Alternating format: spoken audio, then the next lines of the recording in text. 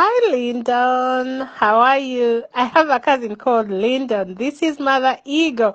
Oh, I love this article. It's amazing, especially the part of reducing. On this personal growth journey, it is very true. One of the things you're required is to eliminate things, not add things. I remember that I read a decluttering book.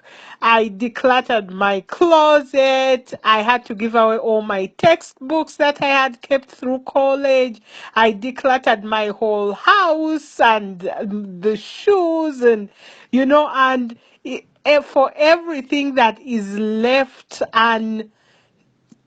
uncatered for, it's a drainage of effort and your personal strength. So, yes, eliminating activities that don't serve you anymore is an awesome idea. I encourage you, Eagles, find things in your life that you can eliminate, things that are not serving you anymore. They are taking space, they are taking time.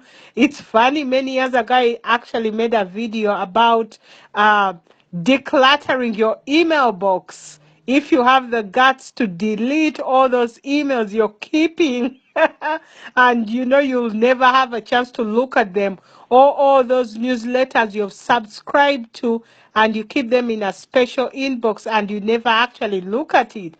These are all energy drainers and they take away from your focus. So thank you for this article. It is amazing. Well, this is Mother Ego. I'll talk to you soon. Bye.